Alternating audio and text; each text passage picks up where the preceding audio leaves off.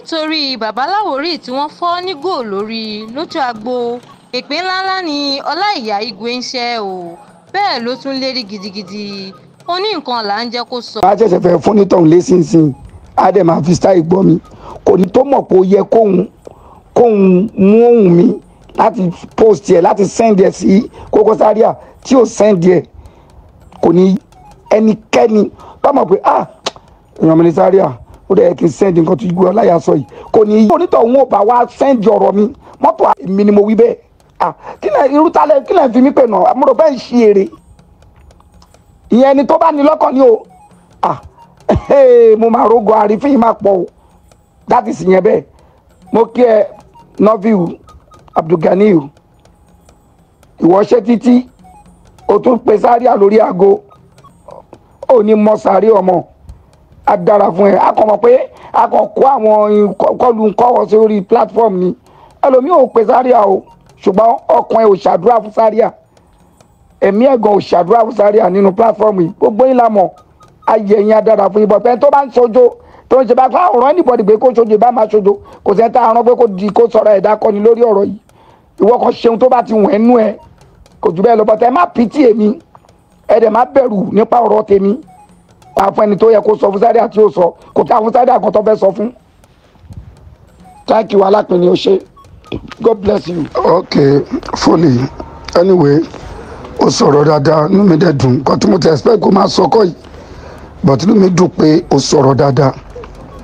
sórí kí ni torí mo mọ̀ pé ó súnmọ́ Kòkó Zaria ni mo ṣe sọ nǹkan tí mo sọ mo mọ̀ pé ó súnmọ́ dáadáa and kí ni ohun tó máa wà lẹ́nu Kòkó Zaria dán ju pé kó máa wá ọ̀rọ̀ tó máa fi defend ara ẹ lọ defense tó ń wá yẹn ni mi ò fẹ́ ká máa make a comparison láàrin òun àti gọ̀lúgọ̀ mo ní gọ̀lúgọ̀ láàrin òun àti Lawori I'm sorry gọ̀lúgọ̀ I'm sorry so láàrin òun àti Lawori gbígbà tẹ́yẹ bá a ṣe ń doubt nìyẹn pé ẹ̀tún gbé léyìí o ẹ̀tún gbé ìtẹ́lẹ̀ sọ o àbí mọ́tò máa ibi tárọ̀ jẹ́nsìn oníkálukú máa ríran wò láìpẹ́ yìí oníkálukú máa ríran wò máa mọ ibi tí Zaria máa wà láìpẹ́ yìí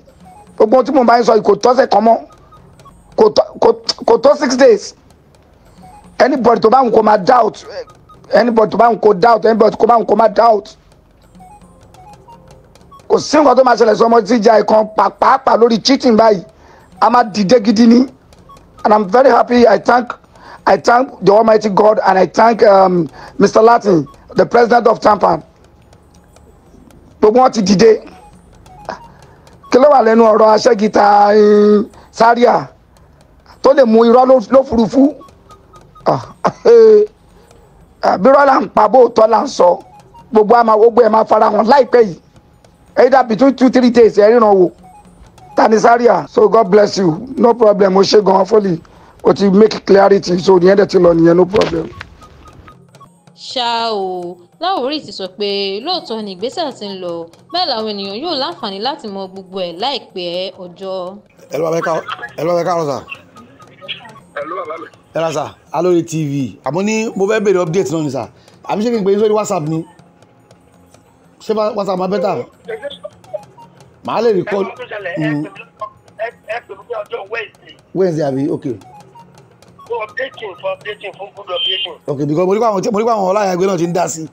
wọ́n lè ti sọ pé bóyá ọ̀rọ̀ kóòtù wa ni o bóyá mi mọ̀ nǹkan mi mọ̀ gbé tẹ̀lé fẹ́ gbé. òun náà mo sọ pé tó wá ti di Wednesday máa fún ní full. ok sir ok sir. Lawori TV Lawori TV nílé ní lókòrè ẹ máa wò ó ètò tó kọ́ni lọ́gbọ́n ètò tó kọ́ni lóye